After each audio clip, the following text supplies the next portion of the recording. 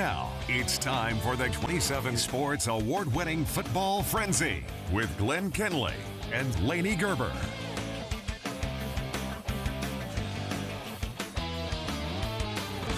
Welcome to Sectionals week of Football Frenzy. I'm Glenn Kinley. And I'm Lainey Gerber, even though we were already up there. Still have to introduce ourselves. Playoff winners tonight advance to semifinals. Next Friday, it's going to be our last final Friday Night Lights. Let's not talk about it. I might tear up here, Lainey. I know. It's a sad time, but it's an exciting time as well. We don't have any time for tears because another epic battle between two powerhouse football programs in the state of Kansas. Manhattan and Derby meet again. The Indians, if you can believe it, have won the last 3 meetings, including ending the Panthers' season a year ago. Can they make it 4 in a row and send them home again? Let's pick up in the third quarter here. The second half was just insanely exciting, that is. And Manhattan's trailing, but Jaden Hudley, a big-time gain, gets him into the red zone. And how about some red zone trickery here? Carter Aslan to Charles Morgan. He usually runs it in, but he throws it this time. Logan Stevens, MHS goes up 1, and on defense now, Panthers elect to go for it on 4th and 6. Manhattan just not having it. Indians force the turnover on downs, but Derby responds in a similar fashion. Manhattan going for it on 4th down.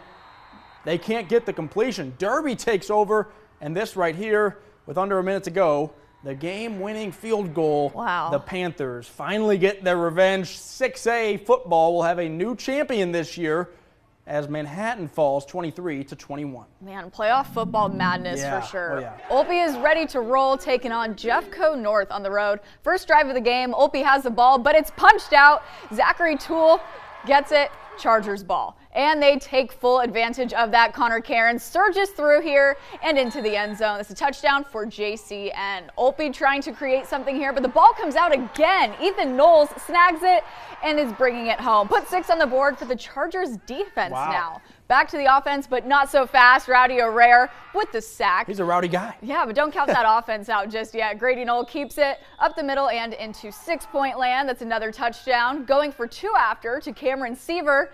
And it's good. Jeffco North beats 2-loss Olpe 52-0 in a state quarterfinals game. The Chargers are going to Sub-State. I'm just really happy for our guys, really proud of our guys. We have 11 seniors.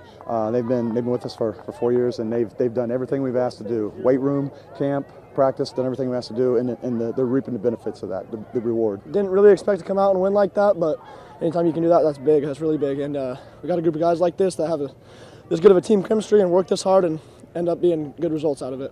Next week, the Chargers get undefeated St. Mary's Colgan. Oh my gosh. Foreshadowing Call there that a to another statement game. win right there. I know Jake Burkell's fired up about it. Top-seeded Washburn Rural meets Wichita East. The Aces driving early, but King Leonard, he had himself a night. Forces the fumble. J.C. Heim jumps on it. Blues ball and Blues touchdown. Lafayette Thompson to the crib. Washburn Rural strikes first. More defense. Jamon Lane, a sack and a forced fumble with it. The big fella fired up in the red zone now. Branton DeWeese to Titan Osborne. Great play here.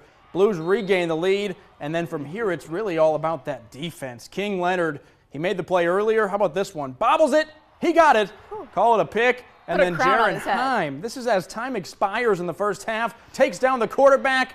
The only thing better than 10-0, Lainey, 11-0. I'd agree. Washburn Rural sub-state bound. And the Aces don't score in the second half. 35-14, the final. Man, that game looks like it never slowed down. Well, here comes the doom. Nemaha Central is hosting Osage City tonight. This game starts as most Nemaha Central games start, with Carter Hike running into the end zone for a Thunder touchdown. Kason Parson gets the ball, avoids the sack, gets out of trouble, and he's got to get rid of the ball. So he deep dives it over to Tate Smith. Smith avoids a tackle also and gets some extra yardage there for Osage City. Cooper Parsons manages to get through the crowd here and into the end zone, so we got another Osage City touchdown of many tonight. Yeah, Hike throws to Cooper Kramer to keep the Thunder ahead, and, well, they stay ahead in this one. Nemaha Central wins it 53-27. The second half, they really turned on the Jets, or turned on the Thunder, I should say. There you go. Wamego looking to get back to sub-state for the second year in a row. Aiden Heffley doing his part on this one. The Boomtown defense is just relentless and ruthless and all sorts of other adjectives with a stop there. And they need about 2 inches here. He got maybe a few extra just for good measure. Mason King, he didn't point at the camera this time. Smart man. No flags here. Yeah, he learned his lesson, although it's less fun for us. Gannon Couture with the sack there. How about more defense, if you can believe it? Laney, let's try this. I say pick, you say 6. Pick. 6. Caden Kern, you crushed that. That was wonderful. Caden Kern, a can of corn. Touchdown, Wamego pulling away. Another touchdown, Thomas McIntyre. Wamego makes it look easy, 49-0 with the win at home. You don't see that a lot this time of year. Yeah. Holton and Frontenac are battling for a spot in sub-state, and as you can see, it's a pretty cold night out there. Yeah, Eli Hollauer gets the snap, shovels it to Bodie Dillon. Dillon's weaving and rolling, eventually is brought down, but he helps set up this nice play next. Hollauer fakes the snap, he's keeping it for himself, he gets around the Frontenac defense, they lost him. And we know how this usually ends. Hard to see down the field, but we don't really have to see to know what happens. The reaction says it all. I think he ended up in the end zone for the Wildcats. I'd say so. Okay. They're acting like it for sure. Frontenac trying to make up for lost time. Downfield, but the pass is broken up by none other than Hollauer. So we're trying again, same spot and the same result. Hollauer is a nightmare for opponents.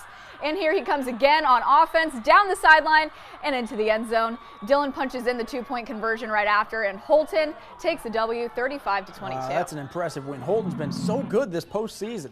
Sabetha hosting Humboldt. Jays start the party, and actually the Jays were the whole party tonight. The life of the party, you could say. Colin Manold in for 6. Sabetha controls this one early.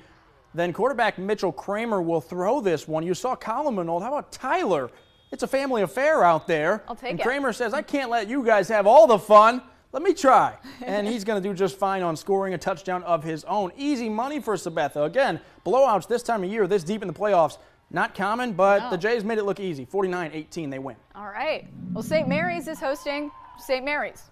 Colgan. What's going on out there? Yeah, Colgan with the ball, trying to get around the Bears, but Howard Rezac and Kyler Holst shut down this play in its tracks. Colgan does score after, though, and the Bears are going to have to catch up this time. Back at it again a little later, thrown to the end zone, is picked off. Michael Gallegos has been putting in work year after year for the Bears now.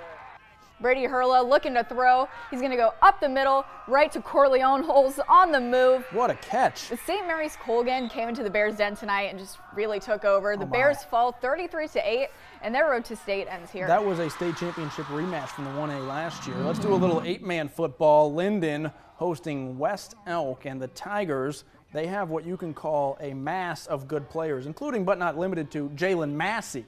Up the gut, Linden takes the lead. Snap here a little bit high. Tanner Heckel appears to handle it just fine. He's very quick on his feet, literally and figuratively. Heckel, house call. Tigers double the lead. Then on a kick return, that's Ethan Ramey. Cuts back, cuts loose, no catching him. And this game is not too close anymore. The defense still holding up its part of the deal, though. Daxton Miller lit him up. And then look at Heckel go again. Good blocking, and it never hurts when you're just really, really fast. Really fast works in football. Especially if you have good blocking. Linden wins big, 58-12. Hayden is down at Parsons tonight, and Hayden strikes first after a rushing touchdown from Cade Mitchell. The Wildcats grab an early 7-0 lead in this one. Here it is. We talked about guys being fast. Oh, yeah, Mitchell. Here he is. I think he's just a sophomore, Lane. And he's faster than most sophomores, too. Definitely. Well, that's an easy one for him. And now tied at 7-7, Finn Dunshee punches in this one, and the good guys are going to retake their lead 14-7. On the kickoff, Mitchell goes for the return. Why not? This kickoff back for a touchdown all the way right after. Holton keeps running with that energy. Final from this one, Hayden defeats Parsons 64-19. All right, the Wildcats get it done on the road there. They've been playing really well at home, but you go on the road, it's a different animal. They appear to handle it just fine. Some other scores for you. Seaman at Mill Valley. The Vikes put up some points, but didn't quite get enough stops, and the defending 5A state champs win 72-42. Shawnee Heights is at Blue Valley Southwest, and Heights falls on the road 38-10. Care Paravel at Cottonwood Falls. I believe my dad was at this game tonight, Laney, and the Lions do fall 48-23. If your dad's going to do anything, it's go to a Kansas He's always out there on a game. Friday night. Well, Cheney comes over with the win against Clay Center. Final there is 23-21. All right, Laney, a lot to unpack. The last one stands out to me. They only lose by 2 to Cheney. Cheney beat Andale this year, so you know they're really, really good. Also, Osage City put up a really good fight against Nemaha Central. They scored more points than anybody has combined against Nemaha I was going to say, the Central. biggest fight we've seen against the Thunder. Absolutely. And Clay Center ends the year in a great spot. I know we shouldn't start talking about next season already, but they're going to be in a great spot. But they will be good. The season. Manhattan Derby one is always an instant classic. Sabetha looked really, really good. I mean, we got a lot of good teams in our area. Yeah, now we're going to get Jeffco North, St. Mary's Colgan next week, and that's just one sub-state Jeffco matchup. North, Olpe is used to beating teams about the score that they got beat by tonight. We never see that from Olpe, which tells you just how good Jeffco North is. That's unheard of. Yeah, these football playoffs have really been shaken up. I know. It's been a little wild. We're still trying to figure out what's going on. I know. No predictions anymore. I'm done trying to figure out who's going to win. We were never good at them, and we're even worse now. Hey, that's Yeah. Football Frenzy. We're going to close out the show, though, so don't go anywhere. We'll be right back.